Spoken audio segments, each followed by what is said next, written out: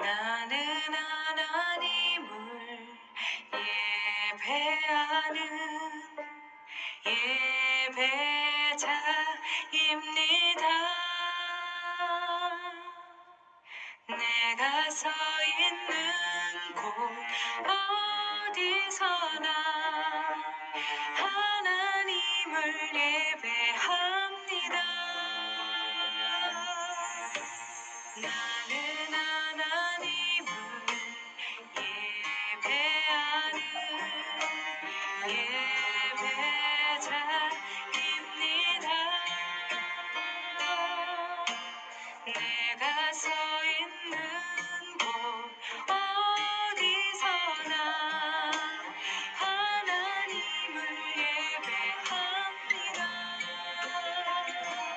내 영혼 거룩한 은혜를 향하여 내 마음 완전한 하나님 향하여 이곳에서 바로 이 시간 하나님을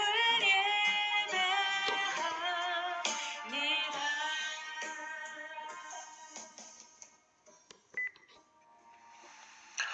다같이 묵상기도 드리심으로 주일 예배를 시작하겠습니다. 아버지께 참으로 예배하는 자들은 신령과 진정으로 예배할 때가 오나니 곧 이때라. 아버지께서는 이렇게 자기에게 예배하는 자들을 찾으시느니라. 하나님은 영이시니 예배하는 자가 신령과 진정으로 예배할지니라. 아멘. 부활의 주님, 지난 일주일 동안도 참으로 어렵고 힘든 주간이었는데 은혜 주시고 복 주셔서 그 안에서 저희들의 속사람을 강건케 하여 주시사 안식의 복을 허락하심을 감사를 드립니다. 졸리도 주무시지도 않으시며 우리를 눈동자같이 아끼고 지켜주시는 하나님의 은혜에 감사하여 영광과 찬양을 드립니다. 이 시간 우리로 영적 예배를 드리게 하시고 진리의 말씀을 깨닫게 하시며 새로운 사람으로 거듭나게 하여 주시옵소서. 우리의 예배를 바치시사 성령으로 하나 되게 하시고 영광 중에 우리를 축복하여 주시옵소서. 예수님의 이름으로 기도드립니다. 아멘. 찬송가 5장입니다. 5장. 이 천지간 만물들아,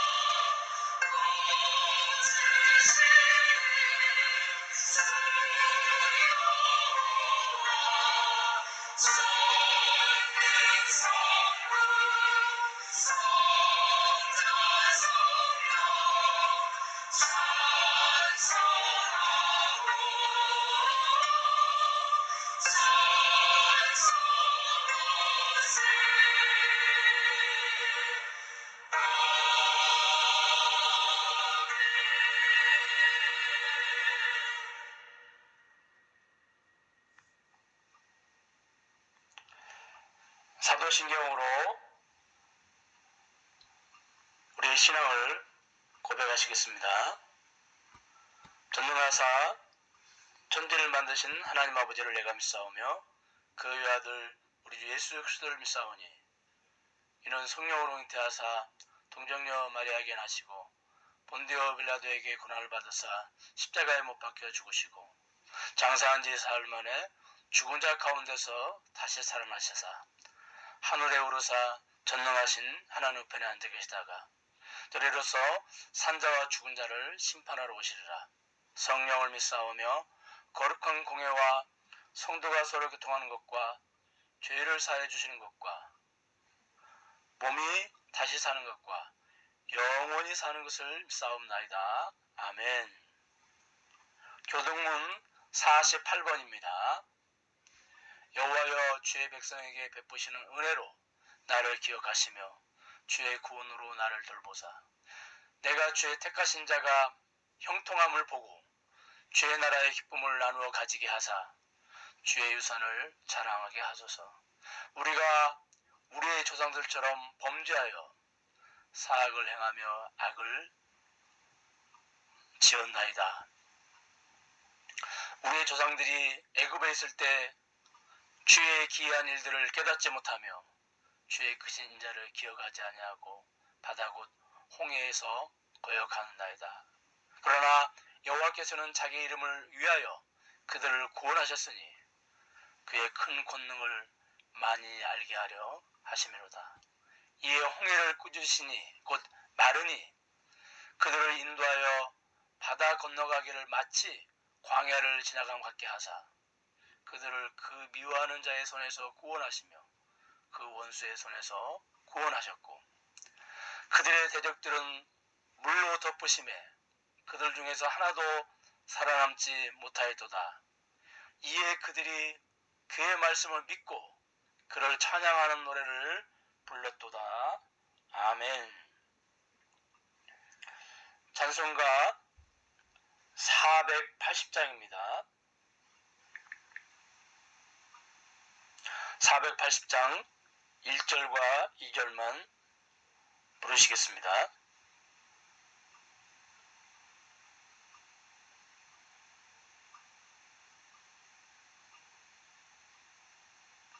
(480장) 천국에서 만나보자.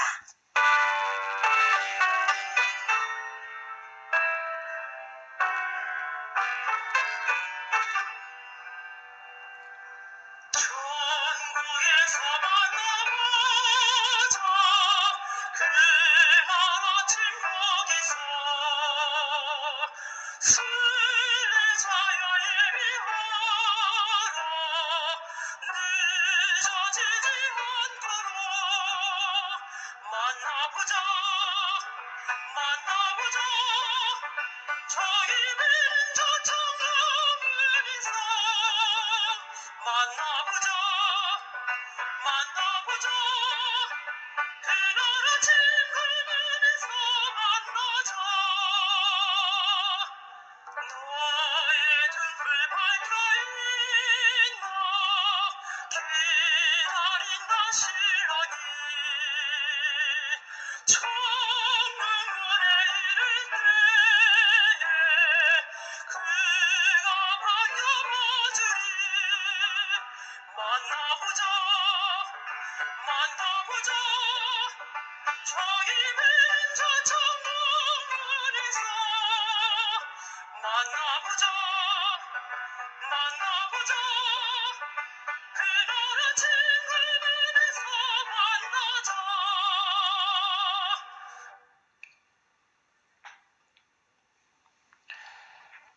다 같이 기도드리시겠습니다.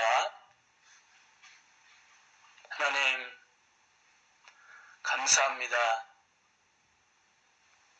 코로나19가 무서운 속도로 확장하고 있습니다. 이 세상에 일어나는 모든 일들이 결코 우연이 아니고 하나님의 섭리 가운데 일어나는 일들인 줄 저희들이 믿습니다. 이 코로나19 재확산을 통하여 저희들을 깨우쳐 주시고 깨닫게 하여 주시고 회개하게 하여 주시옵소서. 하나님을 대적하고 경외하지 않고 말씀대로 살지 못했던 저희들의 허물을 용서하여 주시옵시고 개인으로부터 시작해서 온 국민에게까지 이 회개운동이 일어날 수 있도록 주여 은총을 내려 주시옵소서. 지존자의 은밀한 곳에 거주하며 전능자의 그늘 아래에 사는 자여, 나는 여호와를 향하여 말하기를 그는 나의 피난처요 나의 요새요 내가 의뢰하는 하나님이라 하셨사오니, 저희들이 이러한 어려운 시기에 더욱더 하나님만을 의뢰하고 하나님을 피난처요 요새로 삼게 하여 주시옵소서. 그럴 때에 이는 그가 너를 새 사냥꾼의 올무에서와 심한 전염병에서 건지실 것임이라고 약속하셨습니다. 모든 나라에 급속도로 확산되고 있는 이 심한 전염병을 성령의 권능으로 치료하여 주시옵시고 회복시켜 주시옵소서. 이 전염병으로 인해서 우리 예배가 유축되지 않게 하여 주시고 도리어 부흥의 기회가 되게 하여 주시옵소서. 목회자와 성도들이 두려워하지 말게 하여 주시고 믿음으로 이 위기를 잘 극복해 나아가게 하여 주시옵소서. 가정과 사업과 직장의 이 난국을 잘 극복하도록 주여 도와 주시옵소서. 의료 전문가들에게 지혜와 명철을 도와해 주셔서 속히 치료제와 치료 백신을 개발하게 해 주시옵시고 또 그러한 약들을 통해서 모든 전염병이 치유되고 회복되어질 수 있도록 주여 도와 주시옵소서. 이 시간 우리가 또 말씀을 통하여서 하나님의 은혜를 기억하고 하나님의 뜻을 발견하기를 원합니다.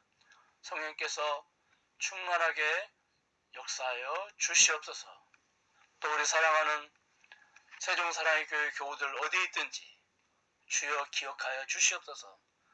눈동자처럼 지켜주시고 인도하시고 보호하여 주시옵시고 그들의 아픔과 상처를 어루만져 주시고 싸매 주시고 염려와 걱정과 근심을 다 주님께 맡겨드리고 날마다 승리하는 삶을 살 수 있도록 주여 도와 주시옵소서.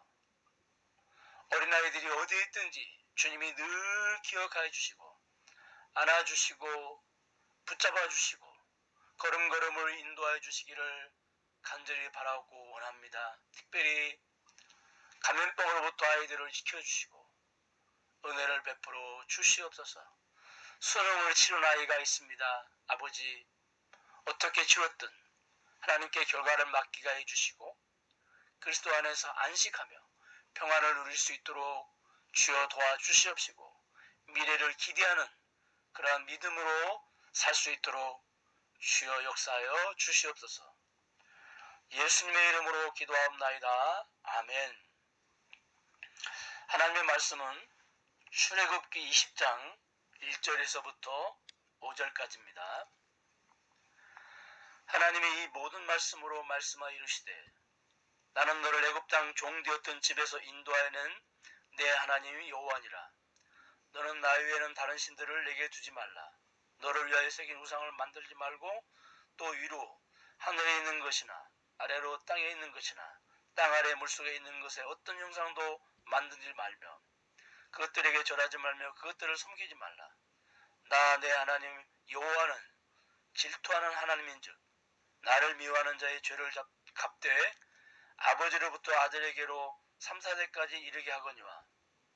아멘.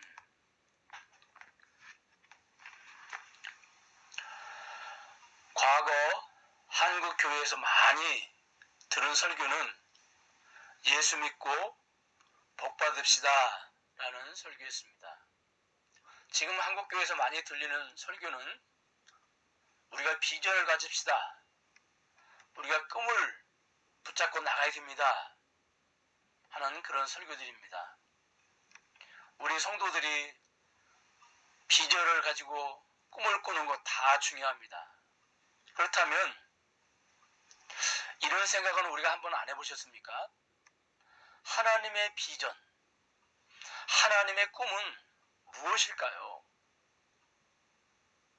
하나님께서는 태초부터 영원까지 이 땅에 하나님 나라를 건설하고 세워나가는 것이 꿈이었습니다. 처음으로 에덴 동산에서 하나님 나라를 이루기 위해서 에덴 동산을 만드셨고 하나님의 형상을 닮은 아담과 하와를 직접 손으로 빚으셔서 그곳에 두었으며 선악과 나무를 통해 하나님께서 에덴을 직접 통치하셨습니다. 여러분, 눈에 보이는 나라가 만들어지려면 먼저 영토가 있어야 됩니다. 땅이 있어야 되죠. 그 다음에 땅만 있으면 됩니까? 아니죠. 법이 있어야 됩니다. 그리고 세 번째는 백성이 있어야 합니다. 에덴 동산은 에덴이라는 영토가 있었고요.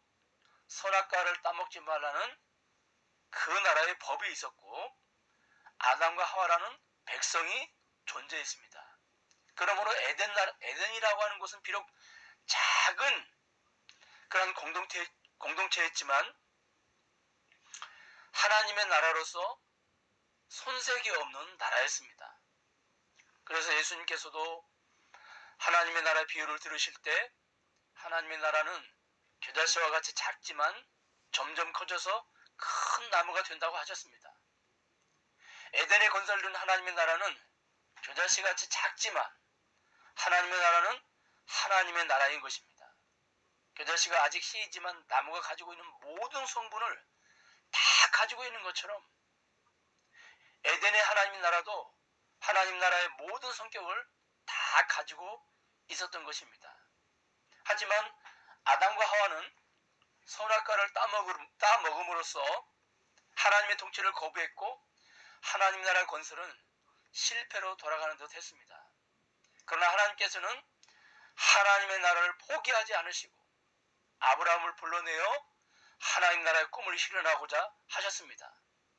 하나님께서는 에덴에서 실패한 하나님의 나라를 가나안 땅에 건설하실 계획을 세우신 것이죠. 에덴 동산에 세워진 하나님의 나라는 겨자씨처럼 작은 가족 형태의 모습이었지만 가나안에 세워질 하나님의 나라는 거대한 한 나라의 형태를 갖춘 나라였습니다. 거대한 형태의 나라를 갖추기 위해서는 일단 나라의 땅의 규모도 커야 하지만 그곳에 들어가서 살 백성들의 숫자도 많아야 됩니다.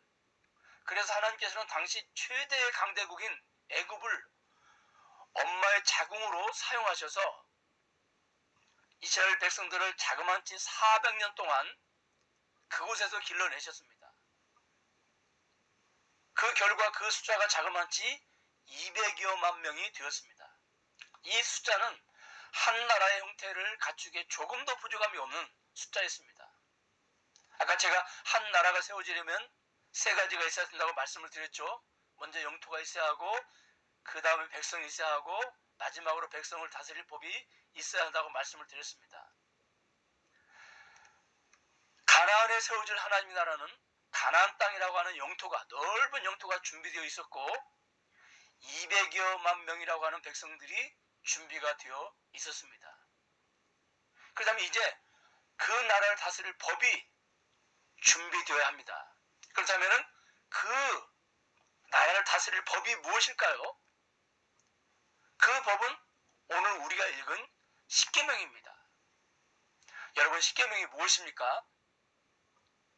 지금은 그런 교회가 거의 없지만 제가 어렸을 때는 매주 교회에 가서 예배 시간에 십계명을 열심히 낭독을 했습니다. 예배 시간 전에도 십계명을 낭독을 하고 예배 시간 중간에도 십계명을 낭독을 했습니다. 십계명을 교인들이 열심히 낭독하면서 십계명의 말씀대로 일주일 동안 살겠다고 하나님 앞에 다짐을 하곤 했습니다. 그렇다면은 주께서 십계명을 우리에게 주신 목적이 어디 있습니까? 제가 어렸을 때의 십계명을 매주 낭독하면서 이 말씀대로 착하게 살아야 하겠다는 도덕 지침서가 아닙니다. 십계명을 지켜서 착한 사람이 되고 그리고 십계명을 지켜서 상을 받고 또 십계명을 안 지키면 벌을 받아서 혼난다는 차원이 아닙니다. 보다 더 근본적인 의미가 있습니다. 그것이 무엇일까요? 십계명은 에덴에 세워진 하나님 나라의 법이 선악과를 따먹지 말라는 말씀과 같이 가나안에 세워질 하나님 나라의 법으로 주어진 것입니다. 그러므로 십계명을 통하여 하나님의 나라는 어디에 존재하는지, 하나님의 나라의 왕이신 하나님의 통치는 무엇으로 이루어지는지, 그 다음에 세 번째로 하나님 나라의 통치가 이루어진 결과 그 백성들은 무엇을 누리며 살게 되는지를 깨닫게 하시는 말씀이 오늘 우리가 읽은 십계명입니다. 여러분, 우리가 하나님 나라 할 때 궁금한 것이 하나 있죠. 그것이 무엇입니까? 도대체 그 나라의 장소가 어디 있을까? 나에 대한 궁금증입니다. 그리고 예수를 믿는 분들의 상당수가 그 하나님 나라는 어디 그 천국 어느 공간에 준비되어 있을 것이다라고 막연하게 생각을 합니다. 그렇다면 하나님 나라가 천국 어디 우리가 알 수 없는 그런 공간에 은밀하게 어떤 한 장소의 형태를 띠고 준비되어 있을까요? 그렇지 않습니다. 오늘 4절 말씀을 보면 형상을 만들지 말라. 형상을 만들어서 눈에 보이도록 사람의 눈에 보이도록 세우지 말라고 말씀을 하십니다. 그 이유가 무엇일까요? 여러분, 사람들이 형상을 만들려는 이유가 무엇입니까? 특히 왕들, 이 나라의 왕들이, 특별히 독재자들이 자기의 형상을 만들어서 여기저기 나라 곳곳에 세우는 목적이 어디에 있습니까? 사람들을 통제하고 싶은데 자기 마음대로 되지 않는 것입니다. 자기가 어디든지 존재해서 통제하고 싶은데 안 되는 것입니다. 왜냐하면 사람은 유한한 존재이기 때문입니다. 그래서 여기저기에 동상을 세워서 백성들을 통제하려는 것입니다. 농부들이 논에 허수아비를 세우는 목적과 같은 것입니다. 농부가 24시간 참새를 퇴치해야 하는데 이 농부가 24시간 논에 서서 참새를 퇴치할 수는 없습니다. 그래서 허수아비로 하여금 농부 대신 24시간 논에 존재하게 하는 것입니다. 그런데 주님은 형상을 세우지 말라고 하십니다. 왜 그렇습니까? 주님은 언제 어떤 장소에도 24시간 존재하시는 분이기 때문에 그렇습니다. 하나님은 어디든지 계시는 분입니다. 그래서 오늘 4절에 보니까 하늘 위의 형상을 만들지 말라. 왜? 하나님이 하늘에 계시기 때문입니다. 땅의 형상을 만들지 말라. 왜요? 땅에도 하나님이 계시기 때문에 그렇습니다. 물속에도 형상을 만들지 말라고 말씀하십니다. 왜 그렇습니까? 하나님은 물속에도 계십니다. 하나님은 한마디로 말씀을 드리면 온 땅에 안 계신 곳이 없습니다. 온 땅에 충만하게 존재하십니다. 그러므로 주님은 온 땅에 계셔서 통제하시고 통치하십니다. 그러므로 주님의 나라는 주님이 계신 곳, 주님이 계셔서 통제하시고 통치하시는 곳이 하나님의 나라입니다. 그래서 이 하나님의 나라라고 하는 헬라어 바실레아라고 하는 이 단어의 뜻은 어떤 특정한 장소를 말하지 않습니다. 이 바실레아, 하나님 나라는 통치, 다스림 그런 뜻입니다. 그러니까 하나님이 계셔서 하나님이 통치하시고 하나님이 다스리는 그곳이 바로 하나님의 나라라고 하는 것입니다. 하나님의 나라는 죽어서 가야 하는 어떤 특정 장소가 아니라 하나님이 존재하시는 곳, 하나님이 존재하셔서 다스리시고 통치하시고 통제하시는 곳, 그곳이 모두 다 하나님의 나라입니다. 그래서 누가복음 17장 20절과 21절을 보면 바리새인들이 하나님의 나라가 어느 때에 임하니까 하고 질문을 합니다. 그때 예수님께서는 이렇게 대답하십니다. 하나님의 나라는 볼 수 있게 임하는 것이 아니요 또 여기 있다 저기 있다고도 못하리니 하나님의 나라는 너희 안에 있느니라. 여러분, 하나님의 나라가 우리 안에 사람의 마음에 있다고 주님 말씀하십니다. 여러분, 하나님은 어디에나 계시고 하나님이 계신 곳이 하나님의 나라인데 왜 예수님은 하나님의 나라가 너희 안에 너희 마음에 있다고 하셨을까요?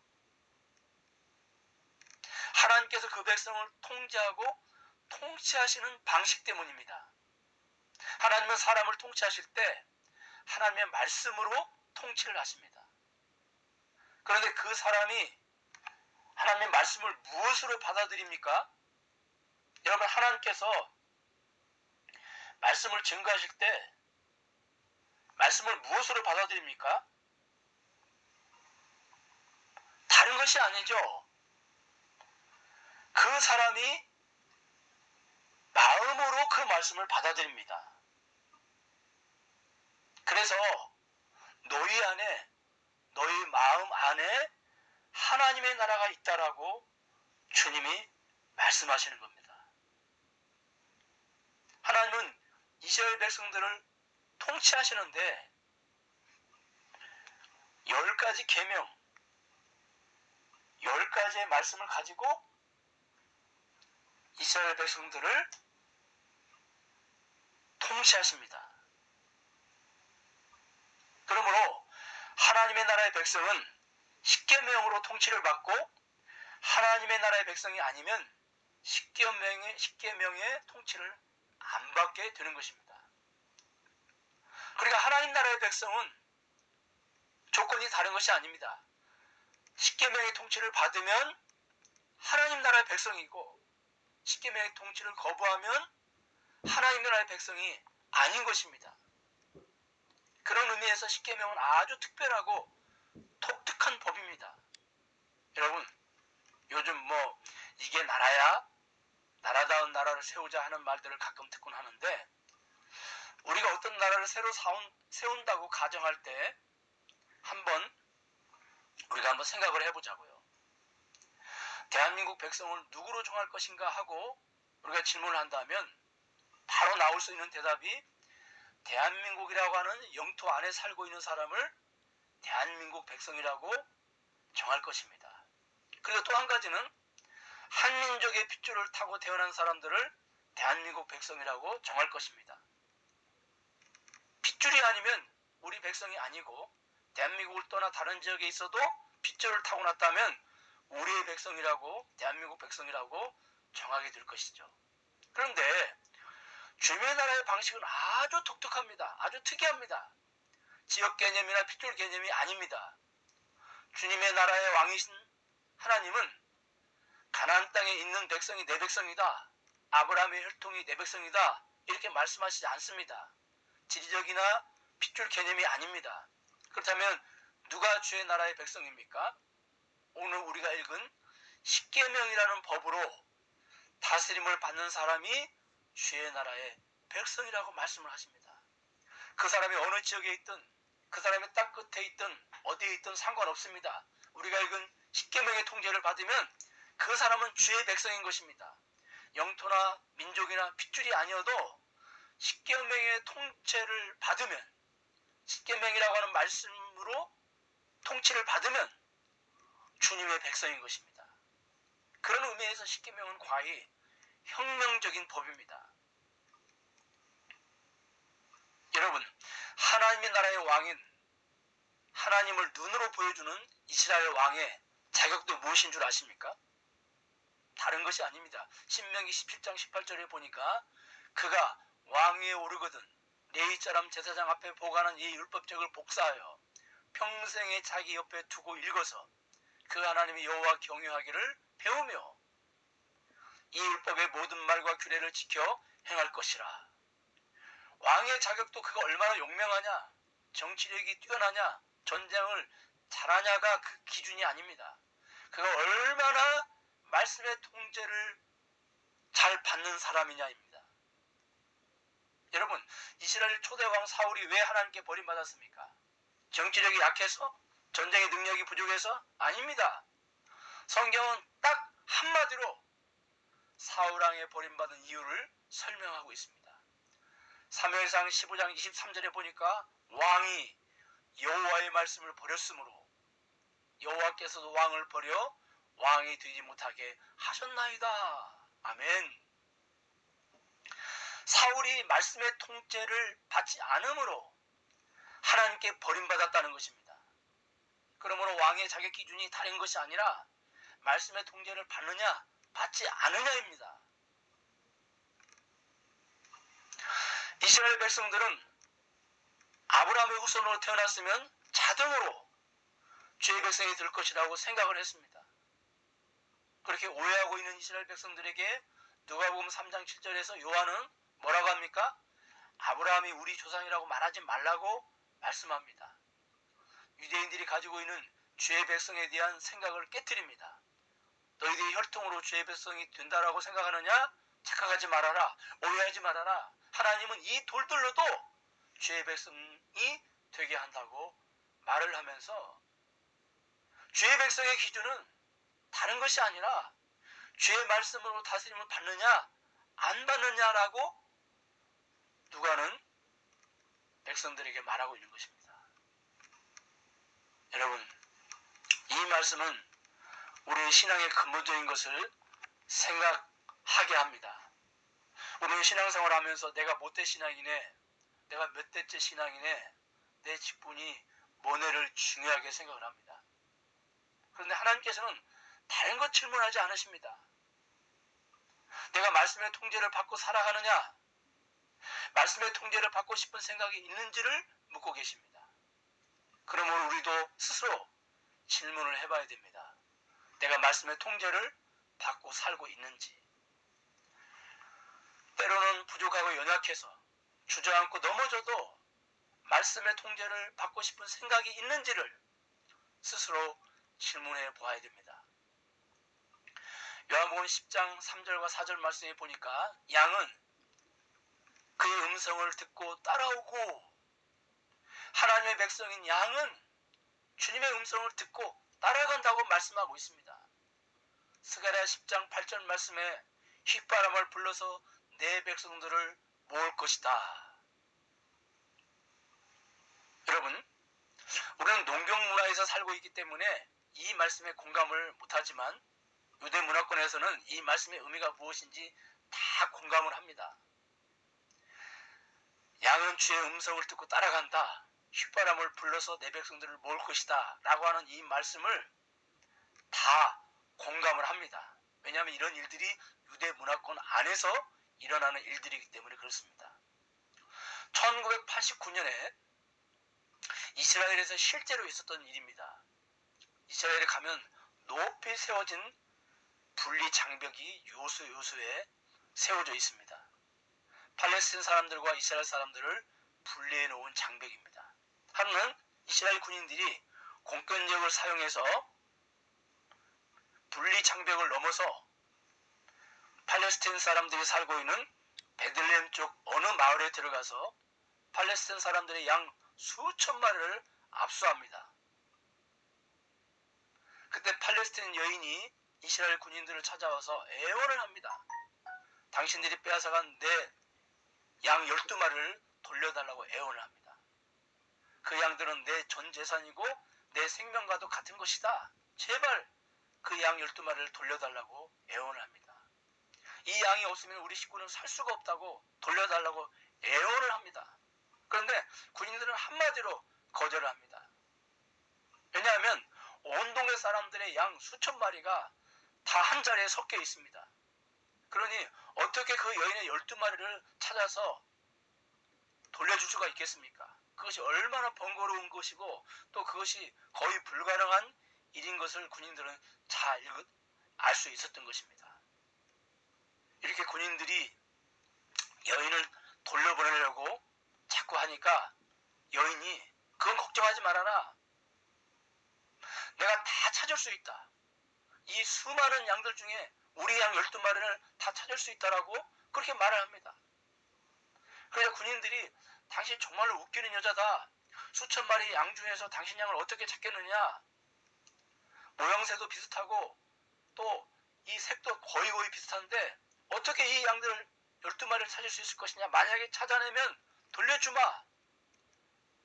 못 찾을 것이라는 확신을 가지고 대답을 합니다. 그때 여인이 옆에 있던 아들에게 명령을 내립니다. 어머니의 명령을 받은 아들이 품에서 피리를 꺼내서 불기 시작합니다. 그런데 놀랍게도 수천 마리의 양들 중에 피리 소리를 듣고 정확하게 12마리가 한 마리, 두 마리씩 주인 옆으로 모여들기 시작했습니다. 그리고 정확하게 12마리의 양이 피리 소리를 듣고 주인 옆으로 모여들었습니다. 이 광경을 보고 병사들도 박수를 치고 환호를 했습니다. 그리고 12마리 양을 다 돌려주었습니다. 여러분, 이처럼 양은 주인의 음성을 듣고 따르게 되어 있습니다. 주인의 피르소리에 반드시 반응을 하게 되어 있습니다. 그래서 요한복음 10장 3절과 4절에 보니까 양은 그의 음성을 듣고 따라오고 하나님의 백성인 양은 주의 음성을 듣고 따라간다고 말씀을 하고 있습니다. 그런데 이어서 주님은 내 양은 타인의 음성은 듣지 않고 따르지 않고 오히려 적극적으로 도망간다고 말씀하십니다. 무슨 말씀입니까? 주의 백성들의 특징은 오직 주의 말씀의 통제만 받는다는 것입니다. 그런데 주의 백성들이 아닌 사람들, 거듭나지 않은 사람들은 타인의 음성, 다시 말해서 주님의 백성들은 타인의 음성을 듣지 않지만 그리고 주의 백성들이 아닌 사람들은 오히려 타인의 음성을 듣고 따라간다는 것입니다. 여러분, 여기서 타인의 음성이 무엇입니까? 말씀이 아닌 다른 모든 것들을 말합니다. 여러분들이 교회에 나오는 목적이 어디 있습니까? 예배 시간에 설교를 듣는 목적이 어디 있습니까? 말씀 자체를 듣기를 원해서입니까? 말씀을 통하여 하나님 나라의 왕이 누구신지, 그 나라의 성격이 무엇인지, 그 나라의 백성으로서 백성답게 사는 것이 무엇인지를 여러분들이 알기 위해서, 깨닫기 위해서 말씀을 듣기를 원해서입니까? 아니면 다른 원인으로, 다른 목적 때문에 말씀을 듣기를 원하십니까? 요즘 목회를 하면서 일을 하시는 목사님들이 우리 주변에 많으신데 어느 목사님이 건축 현장에서 알바를 하시는데 주일날 어느 교회에 설교 청빙을 받고 설교를 하시는데 설교 시간 내내 건축 현장에서 일어난 일, 건축과 관련된 내용을 설교를 하고 이제 설교를 마치고 강단에서 내려왔다고 합니다. 그런데 교인들이 목사님 은혜 많이 받았습니다. 그러면서 목사님은 귀에 들리는 설교를 해서 참 좋았습니다. 이렇게 교인들이 인사를 했다는 것입니다. 은혜 많이 받았습니다. 목사님은 저희들이 귀에 들리는 설교를 해서 좋았습니다. 이렇게 인사를 했다는 것입니다. 여러분, 솔직히 이 모습이 우리의 모습이 아닙니까? 하나님의 말씀을 구체적인 삶의 현장에 적용해서 당면한 문제에 대한 해답을 제시받거나 그 문제를 해결할 비결을 듣거나 당장 가려운 것을 시원하게 긁어주는 말씀을 듣기를 원하지 않습니까? 그런데 요한뿐만이 아니라 바울도 바울 서신에서 하나님의 백성과 백성이 아닌 사람들을 어떻게 무엇으로 구분해내느냐, 다른 것이 아니라 말씀을 듣는 태도를 보고 구분해낼 수 있다는 것입니다. 말세에 거듭난 성도들은 진리의 말씀에 귀를 기울이고 거듭나지 않은 성도들은 진리의 말씀에서 귀를 돌이켜서 자기 귀를 즐겁게 해줄 허탄한 이야기를 쫓는다는 것입니다. 바울도 주의 백성들은 말씀의 통제를 받고 주의 백성들이 아닌 사람들은 말씀의 통제를 받지 않고 타인의 음성에, 즉 주인의 음성에 귀를 기울인 것이 아니라 타인의 음성에 귀를 기울인다라고 말씀하고 있습니다. 여러분 기억하십시오. 거듭난 주님의 백성들은 하나님의 말씀이 귀에 들려옵니다. 들려오게 되어 있습니다. 성령께서 그 안에 계셔서 말씀을 들을 수 있는 귀를 열어주시고 그 말씀을 듣도록 자동으로 역사하십니다.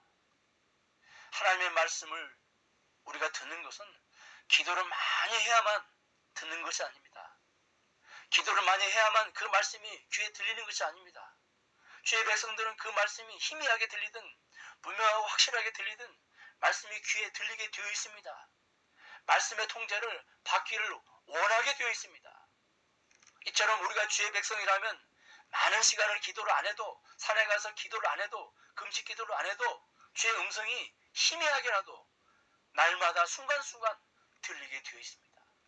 그 음성이 때로는 위로가 되고 때로는 불편하고 때로는 그 음성이 부담이 되어도 들리게 되어 있습니다. 내 양은 나의 목소리를 들으며 주의 백성은 주의 말씀이 그를 통제합니다. 그래서 늘 그 음성을 듣습니다.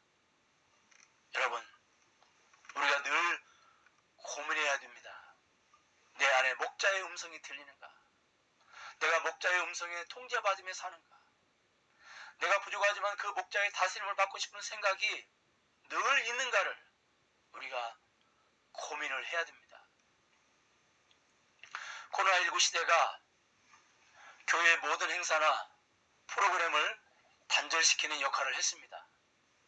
제가 그 친구 목회자들에게 종종 듣는 이야기로 교회 각종 프로그램들, 봉사, 교제, 구제 중심의 신앙생활을 했던 분들, 그분들이 너무너무 이 코로나19 시대에 견디기 힘들어 한다는 것입니다.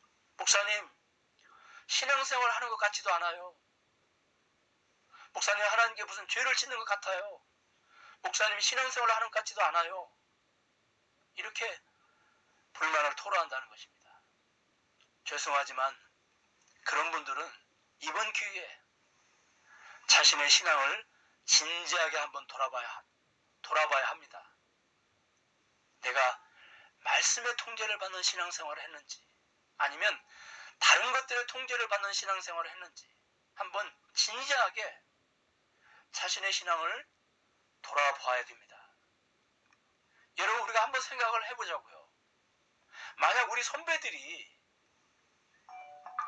교인들이 교회에 나와서 설교를 듣는 목적이 말씀을 사용하거나 적당히 활용해서 삶 가운데 일어나는 당면한 문제나 해결해주고 가려운 곳이나 시원하게 긁어주는 설교를 했다면, 기독교 강요라든지 소유리 문답이라든지 대요리 문답 같은 책들이 기독교 역사에서 어떻게 만들어졌을까요?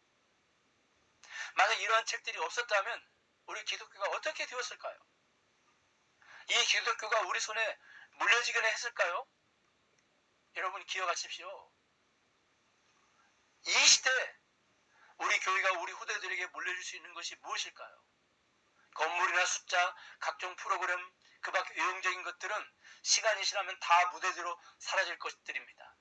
만약 그런 것들만 후대들에게 물려준다면 미래의 교회는 모래 위에 세워진 집과 같은 모습이 될 것입니다. 미래의 교회가 반석위의 집처럼 견고하게 세워지려면 다른 것이 아닙니다. 하나님 나라의 사상으로 가득한 말씀이 물려져야 합니다. 십계명의 정의는 한마디로 내 백성은 말씀의 통제를 받는다. 내 백성은 그가 어디에 있든지, 그가 어떤 환경에 있든지 반드시 내 백성이라면 말씀의 통제를 받게 되어 있다라고 말씀해 주고 있습니다. 더 나아가서 십계명은 하나님 나라의 통치가 이루어진 결과 그 백성들은 그 나라에서 무엇을 누리며 살게 되는지를 깨닫게 하십니다. 여러분, 본문 십계명을 보면 십계명 중 2분의 1은 위로 하나님께 대한 계명이고 2분의 1은 사람에 대한 계명입니다. 그런데 그 중간에 다른 절과 다르게 아주 긴 절을 할애하여 주어지는 말씀이 있습니다. 그것이 무엇입니까? 8절과 11절에 주어진 말씀인데 다른 것이 아니라 안식일에 관한 말씀입니다. 그냥 다른 구절처럼 짧고 간단 명료하게 안식일을 지켜라, 뭐 다른 구절처럼 도적질하지 말아라, 살인하지 말아라, 이런 말씀처럼 그냥 짧고 간단 명료하게 안식일을 지켜라, 이렇게 하셔도 됩니다. 그런데 자그마치 4구절을 사용해서 안식일을 지키라고 강조하고 거듭 강조하고 있습니다. 왜 이렇게 안식일을 지키는 것이 중요합니까? 왜 이렇게 이스라엘 백성들이 가나안 땅에 들어가서 안식일을 지키는 것이 중요합니까? 십계명을 통하여 하나님의 통치가 임하면 그 결과 안식이 임하고 그 나라 백성들이 그 나라 안에서 안식을 누리게 되기 때문에 그렇습니다. 11절을 보면 왜 안식일을 복되다고 그리고 거룩하다고 말씀하셨습니까? 그 근거를 어디에서 찾으십니까? 엿새 동안 창조하시고 안식하신 것에서 찾으십니다. 그러므로 여러분, 한마디로 말해서 안식은 무엇입니까? 하나님의 완성되고 완전한 창조를 기념하는 기념일이 안식일입니다. 왜 하나님의 안식일을 기념하셨습니까? 내가 창조하느라고 수고했으니 좀 쉬자, 내가 만들었지만 기념일적인 작품들이야, 이렇게 생각하시면서 쉬면서 그걸 누리십니까? 아닙니다. 완성되고 완전한 창조물들을 인간들에게 주었을 때 인간들에게 무엇이 찾아옵니까? 바로 안식이 찾아옵니다. 인간들이 하나님의 완성되고 완전한 창조물을 선물로 받고 기뻐하고 행복해하고 만족하는 모습을 보는 마음, 그 마음이 바로 하나님께는 안식인 것입니다.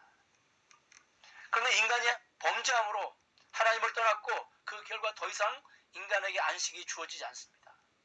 그래서 오늘 본문에 보면 위로 하나님 외에 다른 신을 섬기고 우상을 만들어 섬기고 하나님의 이름을 망령되게 여기는 모습을 한마디로 죄로 인해 하나님을 떠난 인간들의 모습인 것입니다. 죄로 인해 하나님의 통치를 거부한 인간들의 모습입니다.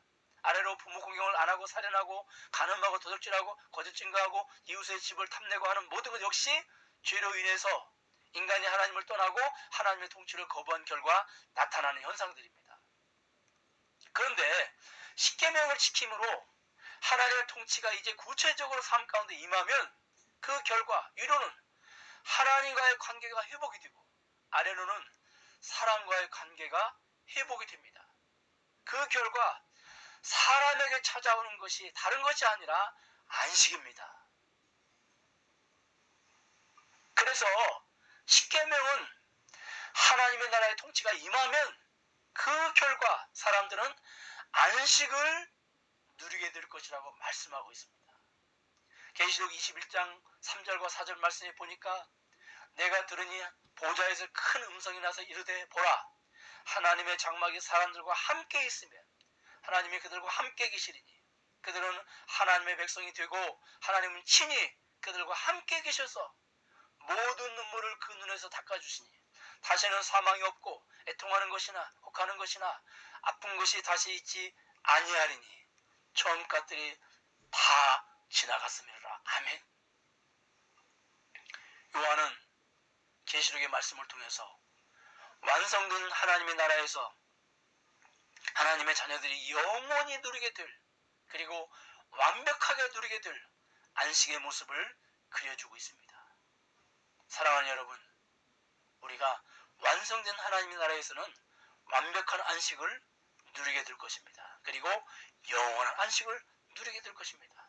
그러나 여기 우리가 사는 삶의 현장에서도 하나님의 나라가 존재하고 말씀으로 하나님의 통치가 임하기 때문에 그 말씀의 통치를 받아 사는 주님의 백성들은 어떤 환경에서든지 안식을 누리고 안식을 맛보고 살 수가 있는 것입니다.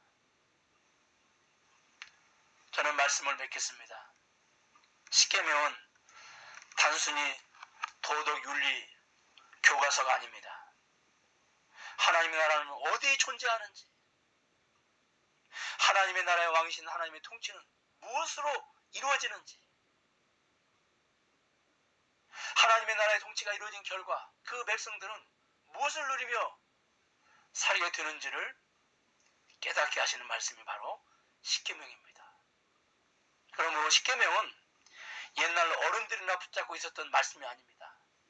특히 코로나 시대에 안식을 잃어버리고 살아가고 있는 이 시대에 우리가 다시 십계명의 말씀을 기억하고 십계명의 말씀을 들여다보고 그 십계명의 말씀을 우리가 암송함으로 하나님의 말씀의 통치를 받아서 안식을 오늘 코로나19 시대에 이 삶의 현장에서 누리며 사는 삶을 우리가 살아야 되겠습니다.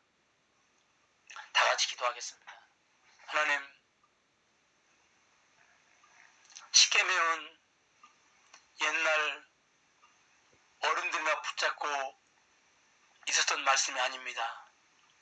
이 십계명의 말씀을 들여다보면 하나님 나라 왕이 누구시고 하나님 나라는 어디에 존재하는 나라고 하나님 나라의 통치는 무엇으로 이루어지고 그리고 그 백성들은 하나님의 통치를 무엇으로 받아들이고 하는 것을 깨닫게 됩니다. 그리고 하나님 통치가 임할 때 그 나라에 진정한 안식이 임하게 됨을 우리가 깨닫게 됩니다. 하나님, 이 코로나19 시대에 다시 한번 십계명의 말씀을 기억하고 다시 한번 십계명의 말씀을 우리가 들여다보고 이 십계명의 말씀을 묵상하고 암송함으로 말미암아 하나님의 나라에서 그 말씀의 통치를 받아서 안식을 누리는 삶을 살 수 있도록 은혜를 베풀어 주시옵소서. 예수님의 이름으로 기도드립니다. 아멘. 지금은 우리 주 예수 그리스도의 은혜와 하나님의 극진하신 사랑과 성령님의 감화에 통하신 역사가 오늘 이렇게 함께 모여서 하나님께 예배를 드리는 사랑하는 우리 세종사랑의 교회 교우들 머리 위에, 그리고 가정의 직장 위에, 사업 위에, 그리고 늘 기도하고 있는 기도 제목 위에 지금으로부터 영원히 뭉토록 함께 계실지어다. 아멘.